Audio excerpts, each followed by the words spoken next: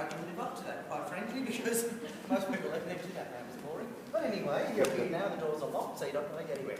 So, you know my name is Stephen Graham. My background is this. In my usual job, I'm usually the principal of a very big school in Australia, just outside of Sydney, for about 1,400 children on site.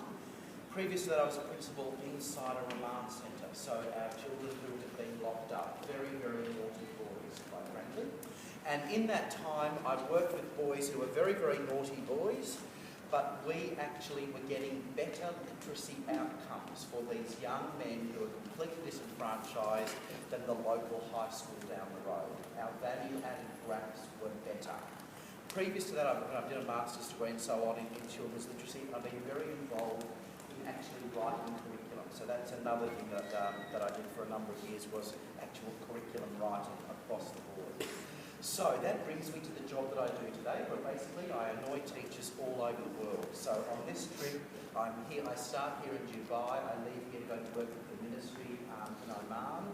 I leave Oman and I come back here to Dubai, where I'm working with another GEMS school, and then I leave that and I go into Saudi, and then I go on then to London. So that's what I do with myself. I just go around doing teaching the children. So now today, what I'm here to talk with you about, I hope, is to demystify for you the concept of our children in the school having levels tests. What's their job? How they work? They're bringing home these books and they've got a number on the back of them. What does that mean? And how can we as parents know that our children are moving forward? So, the whole concept behind what we are doing is this school, and my absolute belief and passion in teaching children how to read is that they will become balanced readers. And I'm going to be coming back to that continually. In almost every classroom in this school, you will see on the wall the model of being a balanced reader. And the teachers will be talking to children about being a balanced reader. The latest brain research shows us that in order to be a balanced reader, it is one of the most difficult tasks that the human brain ever undertakes. You need more electrodes moving in your brain to be a balanced reader than any other task that we undertake.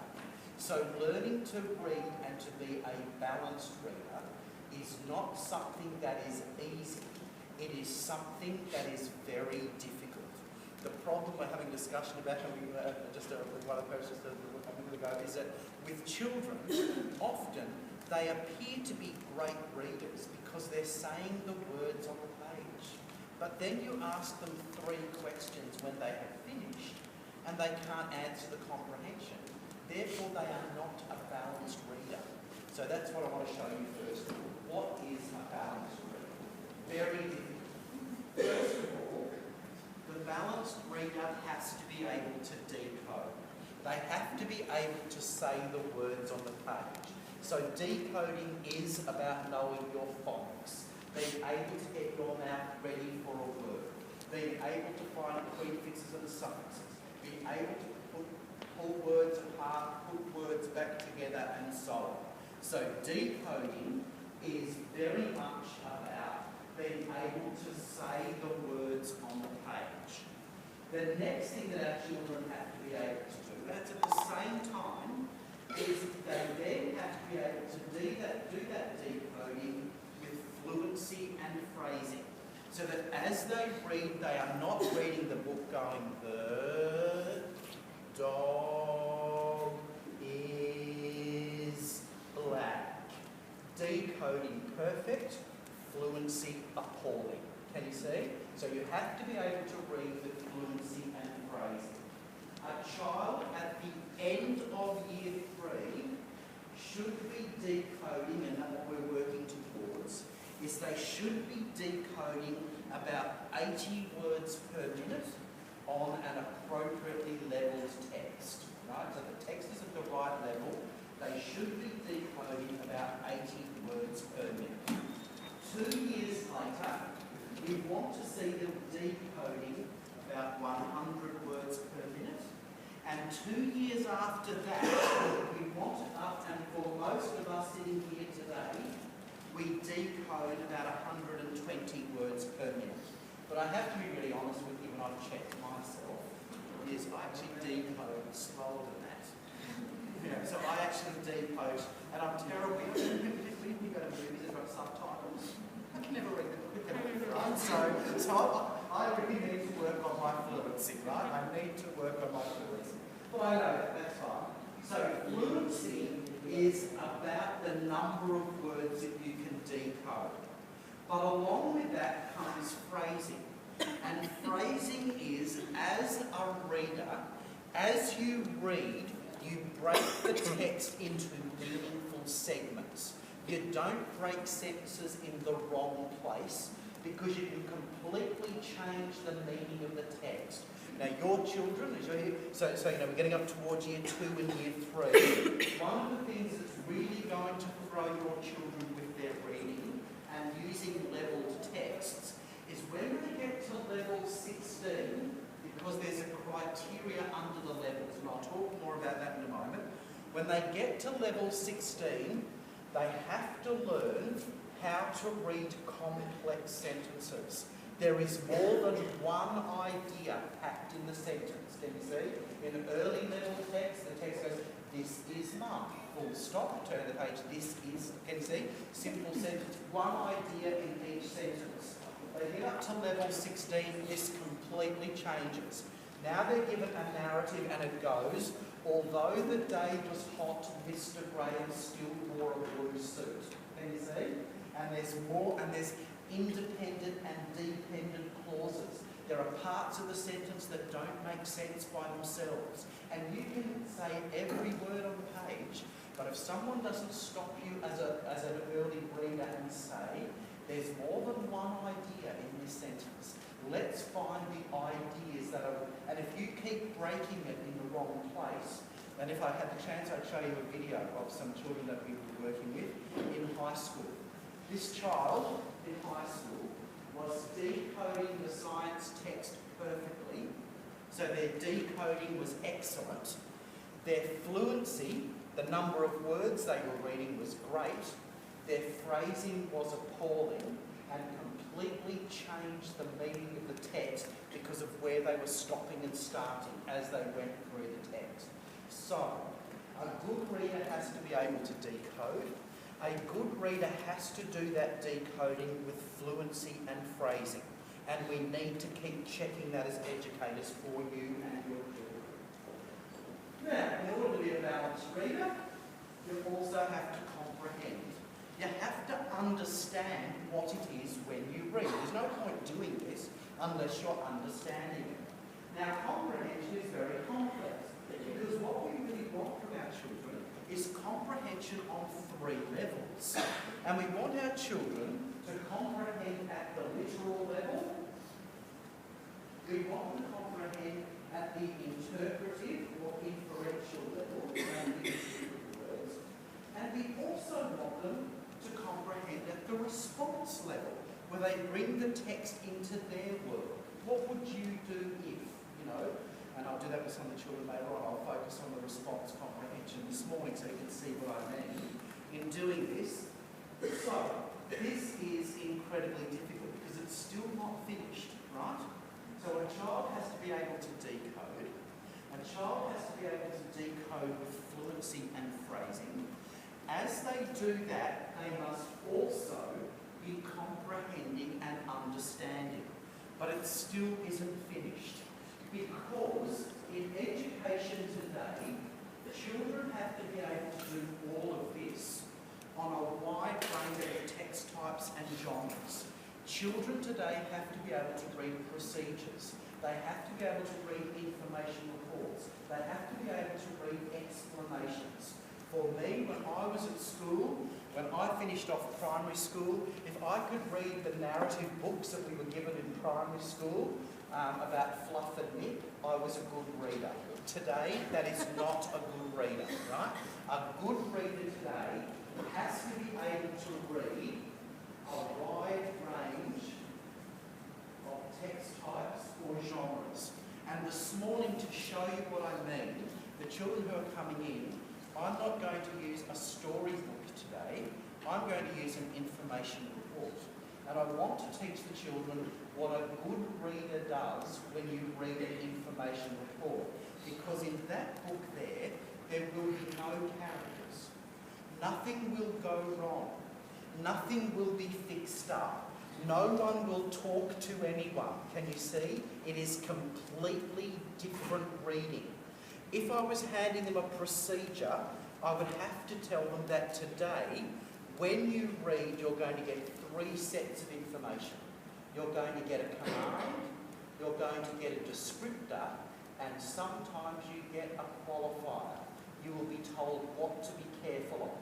A procedure. If I said to you, I've got to get from here back to the hotel, tell me how you do it, you give me a procedure, and you say, turn left at the old mosque, but be careful, it's a tight corner. I promise you that in any procedure you pick up in the English language, you will always be given the information in 3 bundles. You will be given commands, you will be given descriptors, so you'll be told what to do, you will be told what it looks like, and sometimes you will be told what to be careful of. Go to read a narrative book, completely different, can you see? So our kids have to be taught this, and we don't wait to a certain point. We want to make sure that when we start teaching children to read at level 1, they are learning all of these things. Now, where we can fall into the trap as parents is sometimes as parents, and someone was talking to me about it just this morning, is we focus too much on decoding. We think that if our children bring home a book and they say every word on the page, put it back in your bag and away you go, and then you tell your teacher tomorrow that that book is too easy. Tell them to get a half home to me tomorrow, right? Now I have to tell you, if I got $1 in my work, an Australian dollar, for every time a parent told me the book that their child brought home was too easy, I wouldn't be here talking to you today because I'd be sitting on the French Riviera, right? So I want to explain to you why we send home easy level books. And what will be happening is, the book that they are using in the classroom is harder. The level that they are bringing home is 2 to 3 levels below the classroom book, because the children are bringing the book home to practice the art of reading, not learn the art of reading. Can you see the difference between the two? The book that goes home is for practice. The book that goes home is for you as a parent to listen to your child, check that they're decoding correctly, check that they're doing it with fluency and phrasing, that they are stopping at full stops, they are starting to read again at the capital letter, they take a breath when they get to a comma, when they get to those big long sentences they are breaking it up correctly as they move through it. If as a reader you are focusing on decoding, can you see, to learn that is too difficult.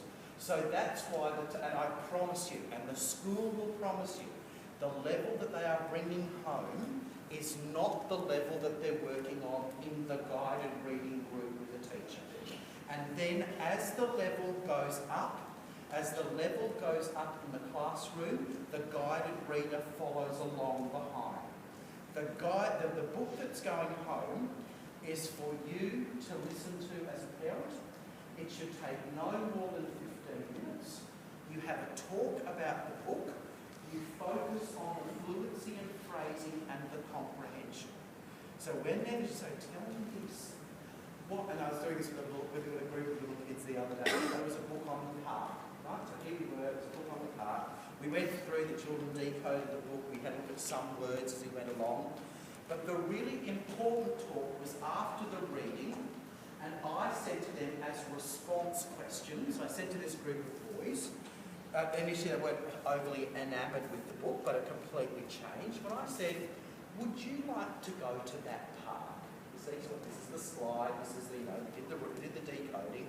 So would you like to go to that park? One of the boys went, no, it's boring. And that was fine. My next question to that child was, so if you got to design your own park, what would you put in your park? can you see? And all of a sudden they were saying, well, we have to have water spouts. And I really want, that is what we want to be happening, right? We want rich reading rather than saying words, now go and put it into your bag. So that's why the book that goes home is 2 to 3 levels below. Now what you will see in the levelling is this. In the school, because this is a very complex task, the books will go from level 1 through to level 30. So they go from level 1 through to level 30. In doing that, what actually then happens is the level texts, we're going to be looking at, take the children from a reading age of less than 5 through to a reading age of, well, there it is, that's what I'm looking for. So, the levels of text take children through the reading age of less than 5 all the way through to a reading age of 12 years of age. The point, if there's one thing you take away today, your take-home message from me is this. Your children have 6 years to get through the 30 levels. It is not a horse race. The first one to the end is not the winner. And children should not feel that either. Can you see what I'm saying? So this is not a horse race to the end, you know. In Australia, we actually get public holidays to have horse races. So this is a very, yeah, exactly. Yeah. And in Melbourne, we just got a public holiday for the football. Fantastic. Anyway, so having a look at this, this is not a horse race. If your child is 12 and reading a level 30 book, they are reading an age-appropriate book. Does that make sense? It is not a race to the end. It is better that we take our time and fully develop this than to go through with decoding. And as I would say, then you've got children barking and creaking, saying every word is like, but we got a lovely reading, go and put that away. I honestly wish as an educator that teaching children to read was as easy as that. Because I could with a mainstream child through those 30 levels in about 3 years. And as many parents go, oh, he's the best teacher in the world, you know. My kid went from level, but would I have developed balanced readers as they were coming through? I promise you that would be impossible. If I just whacked children through on decoding, taking children through on decoding is incredibly easy. Because all I could do is I could give the child a book, give them a tape or a recording of the book, tell them to go over and listen to the book a few times, and I'll come back and read it to me. They say every word on the page, and I say, fantastic, go and grab another one. Away you go, my friend, go and get another one. I will not have developed a balanced reader. Classrooms that I work in, there can be 2 children sitting in one room. One child could be on level 20, the child sitting next to them is on level 12. But what you actually find is, the child on level 12 is actually a better reader than the child on level 20, because a child on level 12 is a balanced reader. They're understanding what they're saying and so on. So, at this point, my take-home message for you is, learning to read is not a horse race. It is not a race to the end. The child who gets to level 30 is not the first, is not the winner of all of this. The most important thing about level text, and it was lovely yesterday afternoon, one of the teachers they stopped and said to me, is level text is about your child, not about the next door neighbour's child. Okay? Level text, and so I just want to dispel all the myths, right? Level text is about your child, not your next door neighbour's child. Okay? If your child needs level 17, they should get level 17. The next door neighbour's child, they might need level 23, so they get level 23. And it was lovely yesterday, a long conversation I had with one of the parents who said that since their children, or her child, started doing this, and they were bringing home the easier level book and so on, she said the difference in his attitude to being a reader had completely changed. It had gone from not wanting to do it to now it's out. He's now, and she said, I picked up her signing sheet as to how many books he had read. She said he had read more in a term this year than he had read in the year before. That's where this is successful. I plead with you as parents, do not sit comparing your child to the child next door, because the child next door might run a bit slower than your child, can you see? So if you're going to do it with that, do it with everything, you know. And another child might like peas and another kid likes carrots, can you see? The problem with teaching and being a parent, even if you've got more than one child, which was our biggest mistake, wasn't it? And you think you'd learn that first one, wouldn't you? You'd be sure that once you've done it, once you've gone, nah, walking away from that mistake. And, you know, but that mistake is still there. I'm telling you now, 24 years later, that mistake is still there. And so what I would say, to you is, levelling is about your child and your child alone. Does that make sense? And what you're watching as a parent, what you want to check is that they are moving up levels. That's what you want to know. My child is learning at the right place at this time. The last thing that I would ever have wanted, I'm sure that you would ever want as a parent, is when you meet a 7-year-old child who has been continually given books that are too hard, and they tell you when they're 7 that they hate reading, and I can't do it, and I don't know how to do it. Can you see? That is so, that breaks my heart, because that means as an educator I have failed in the education of your child. Can you see? It should be like a natural process. So having said all of that, that's how level texts work. Now here at the school, I was asked yesterday, so the school's got a number of different types of books and schemes. What you're able to do is, this is work done by Dame Clay, and she came up with a criteria. So any book from any reading program can be levelled into the 30 levels, right? Because all different publishers use different levelling systems, you know? One set of books had a purple star on the back, the other books had a band at the bottom, another book had. This system goes across all of them. So the school is able to pick up a levelling text, they're able to look up the title of the book, the series it comes from, and it goes level 17. So that you can get a consistent level across all books that our children are learning to read with. So that's how we do that. Now, the other thing to realise as parents is putting your child on a level is not a random act. The teacher doesn't walk in and go, I think you'll be a 12. I'll make you a 6. You know, if you have the voice parts, I'll make you 2. I'm only kidding. No, just like you know in New Zealand. Okay, so having a look at this, here's what we do next. So here's what teachers do. Teachers then do an assessment where they listen to your child read. So they actually listen to your child read, and they do what is called a running record or a record of reading.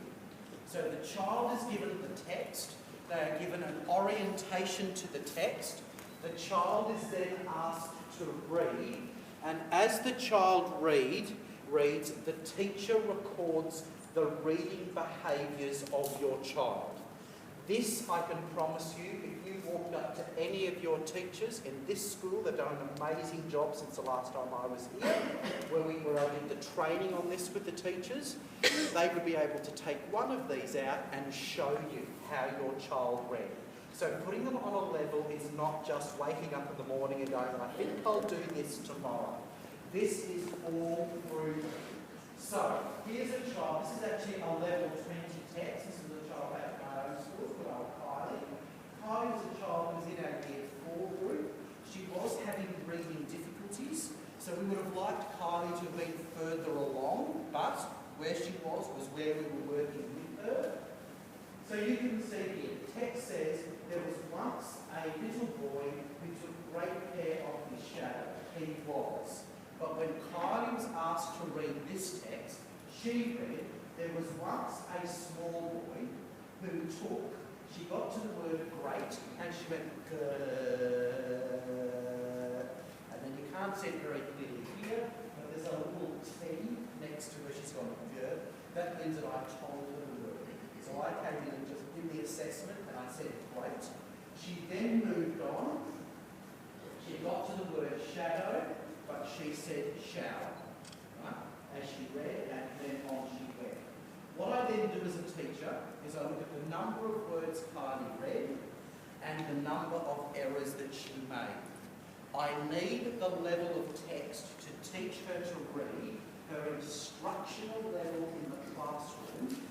The level that she is on in the classroom is when the child goes to read it, they have an accuracy rate of between 90 to 94%.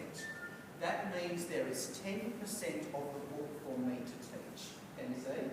So as the children are reading, 90% of the time I'm saying, well done, excellent reading, that's wonderful, but come back and look more closely at this for me. Come back and do this for me. That's what you see happening in the guided reading group. Now this running record is only about a third finished, because on a running record, the teacher always makes a comment about the fluency and phrasing. And the other thing that I do is I ask comprehension questions. The comprehension questions are specifically written at the 3 levels: a literal question, inferential questions, and a response question. The teacher makes an on-balanced decision about the level.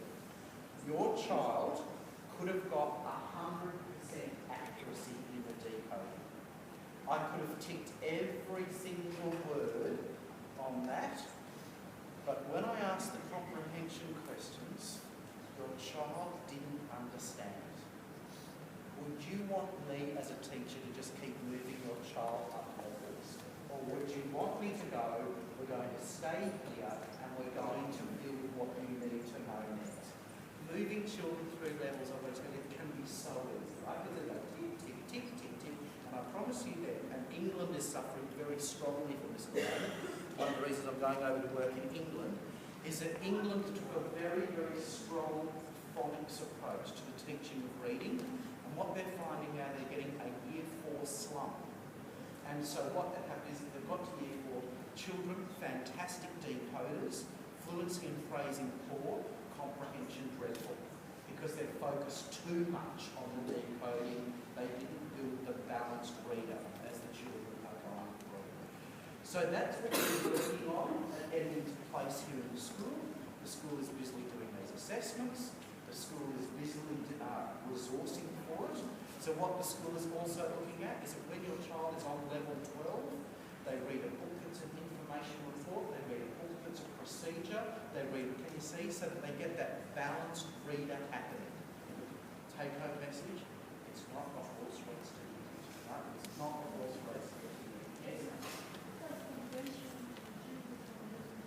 Okay, the comprehension, what happens is the complexity of the text changes, but children still, at every level, should be comprehending on 3 levels. Can you see? So the text gets more difficult and the content of the text, but I believe, and all the work that the research that I do, is a child on level 1 has to be able to do all of those things before we move to level 2.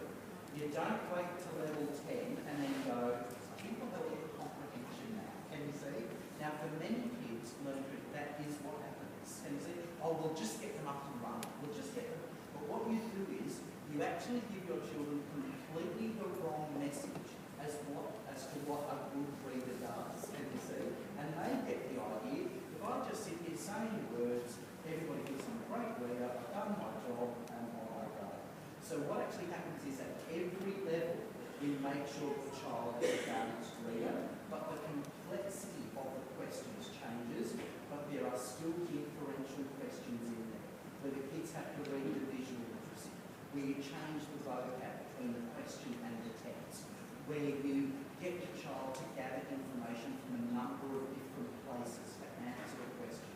So with inferential comprehension, there are 10 key strategies that children need, and those strategies are introduced and built as the children move up through the levels. So the concept at level 2, yes, children absolutely will be doing literal, inferential and response, but the complexity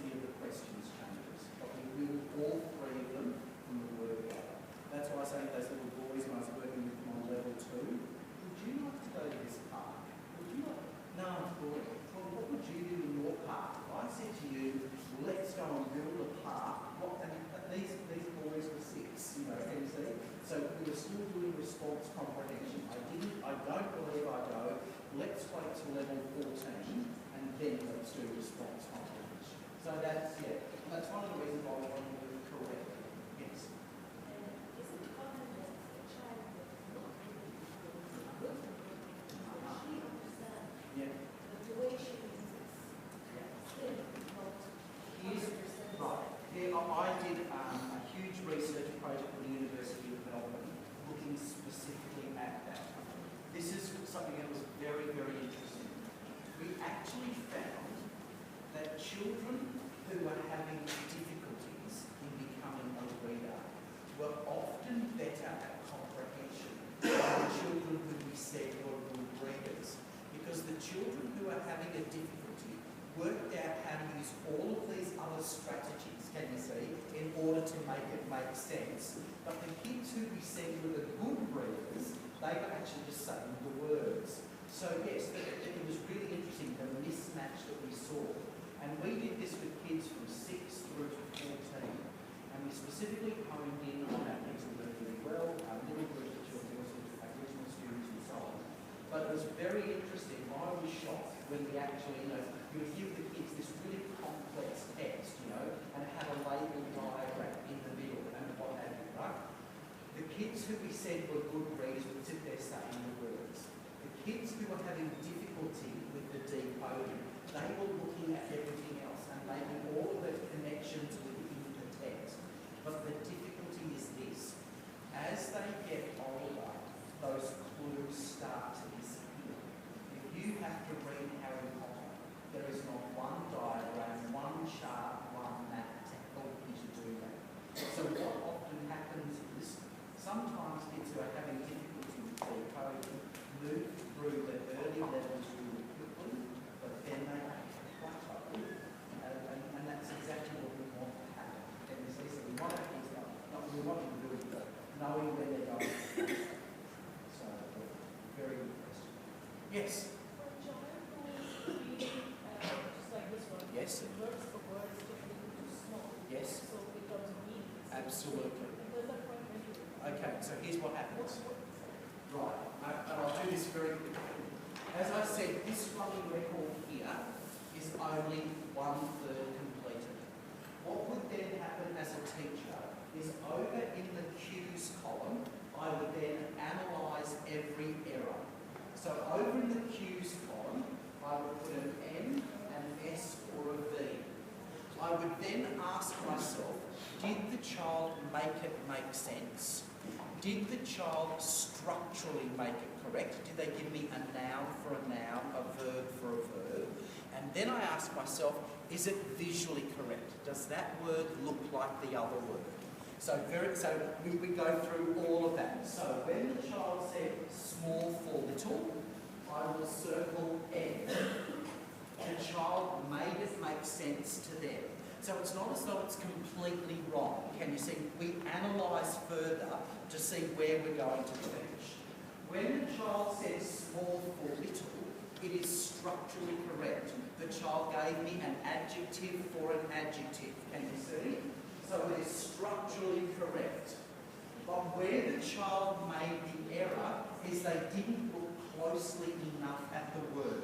Can you see? So I don't circle visual. So now I can say to a child, I like the way you made it make sense. I like the way it sounds right, but now look more closely. Can you see? You know then how to prompt.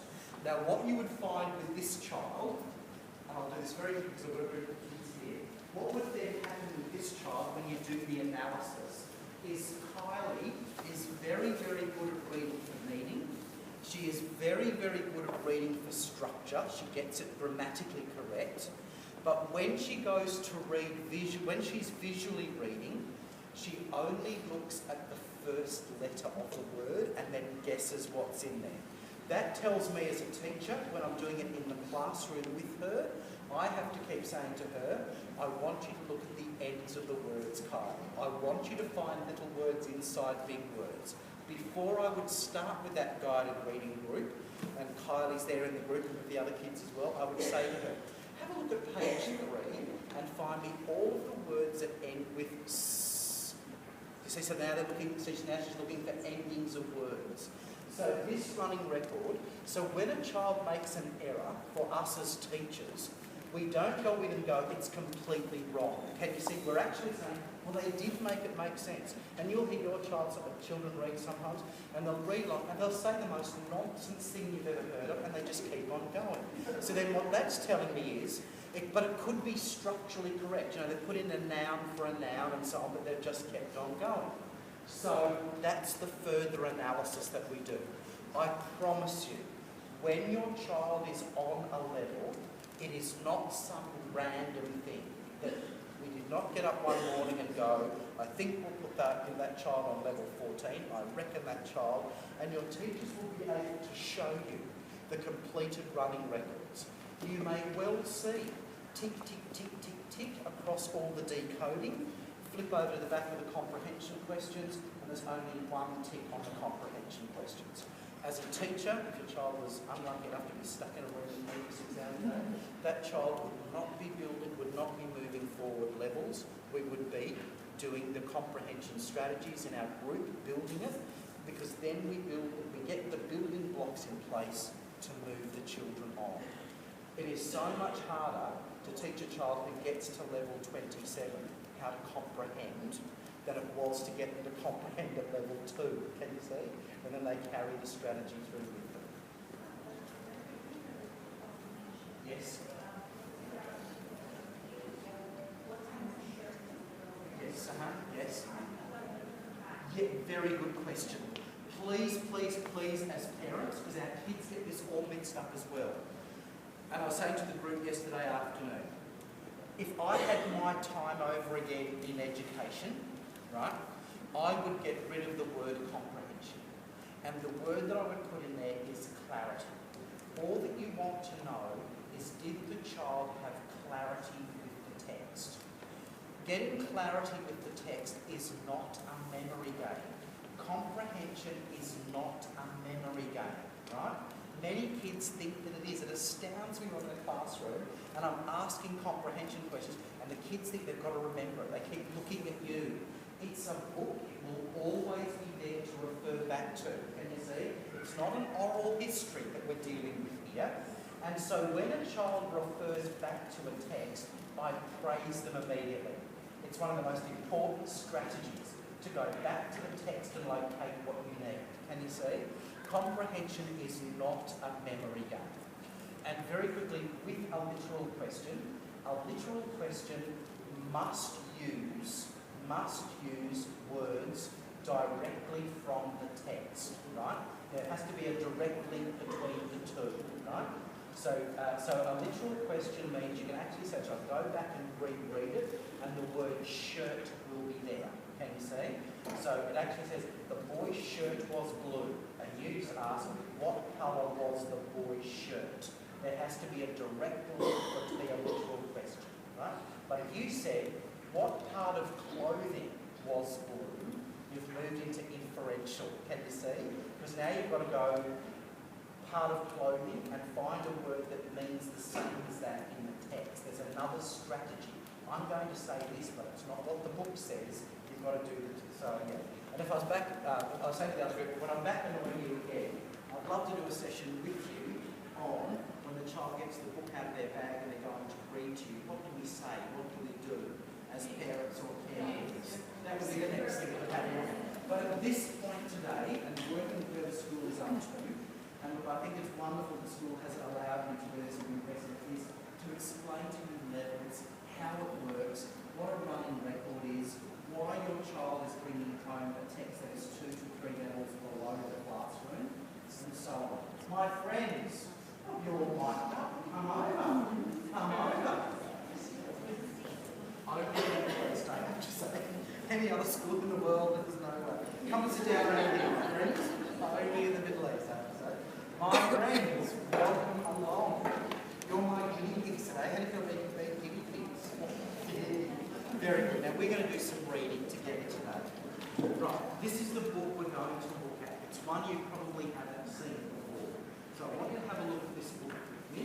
We're going to do guided reading, so just stay with me. Do you mind sharing with me? That's excellent. So So the book is called Glass at My House. Here's what I want you to do before we read.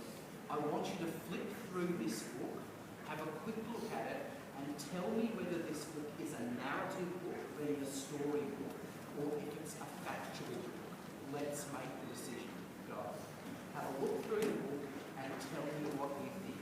Is this a narrative book, which is a story book, or is this a factual book? Stop. What do you think? Narrative or factual? What do you think? Yes? Excellent. What are you thinking? What makes you think it's a factual book? Good. So it's got photographs. Can you say that to me? In narratives, when we get a lot of photos, we tend to get drawn pictures. Good. So I've got that. Good. So it's got photographs. Excellent. You're a genius. What little word is inside the word contents? Have a look at it. Don't forget. What little words in the middle of it? What little words inside the middle of contents? Yes. Tent. Fantastic. Everybody cover it up so I can just see the word tent in the middle.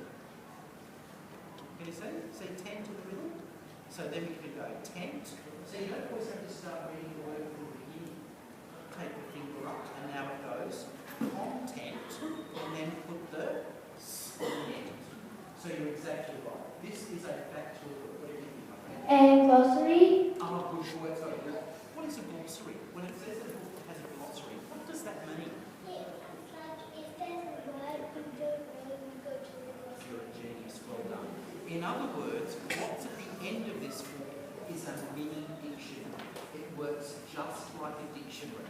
So whenever you see the word glossary, think mini dictionary. Got the idea? Well done. Now, let's have a look. I want you to know this. Before we start reading today, this book is all about glass at my house. But this book is an information report. It is not a story, it's an information report. Here's how it will work. This book will start with a macro group. So it starts with a big thing, and then the big thing is broken into smaller parts. That's the trick of how this book goes. It starts with the macro group, then the macro group is broken into micro groups. Have a look at the contents page. And there's the micro groups. Can you see? So glass at my house is the big thing, and then glass at my house is broken into smaller parts. Have a look what it says. What does that say? My house. Yeah. Keep going. Windows and doors. Then it goes. Lights. Then it goes. Bottles. Then it goes. Drinking. Glass. Yeah, but put it on the end. See, it's tricky. Yeah.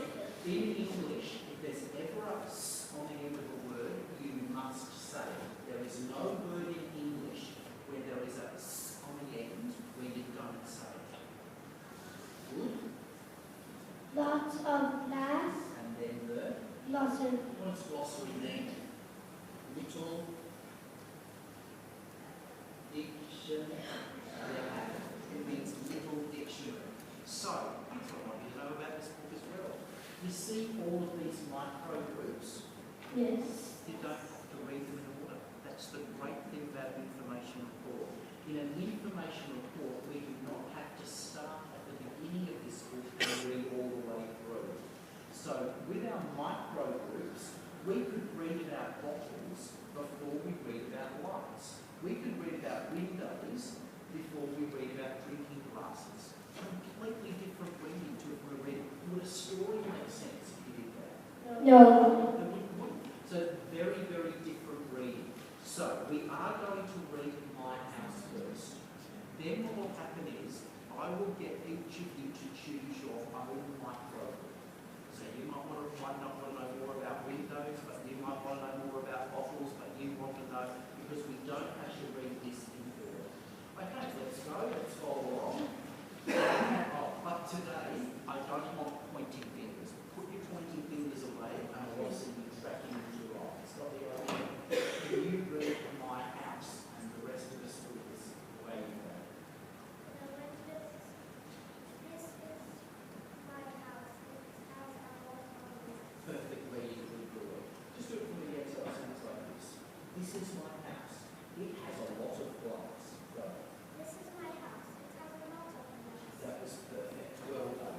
amazing was excellent.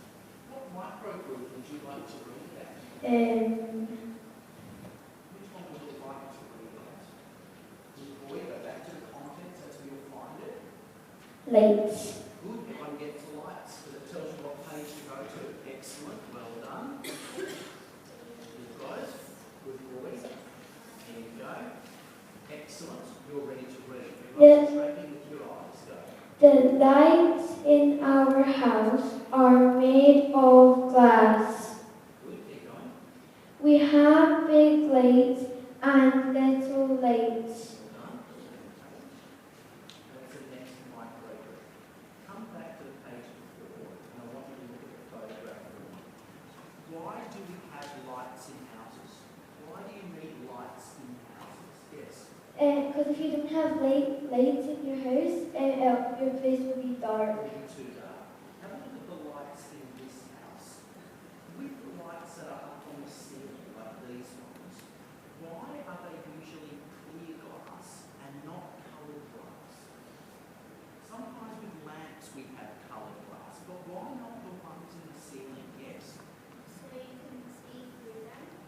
So you get more light out of it, don't you? Have a look at this light here. And imagine if the whole light was red glass. Would you get as much light into the room? No.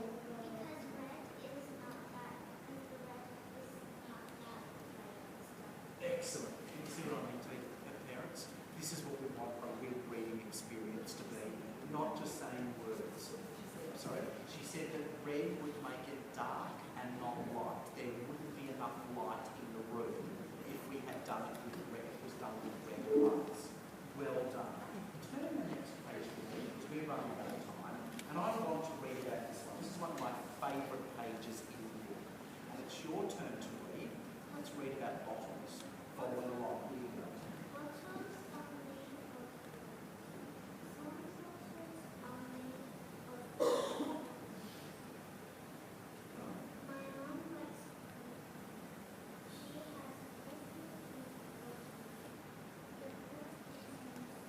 How many perfume bottles are up in our kitchen now? Are all perfume bottles the same? No. Why do you think, this is one got out of your head, why do you think when people make perfume that they put them in different bottles? They all just come in the same old bottle. Why do they put them in different? Why are there all of these different bottles? Yes. Fancier. To make it fancy. And why do you think they want it to be fancy? Why do you think they want it to be fancy? So it certainly makes it fancy. But I've got a suspicion it's so they can charge you. But why do you think they want the bottles to be fancy? That they could get more money for it. On that one. Any other reason?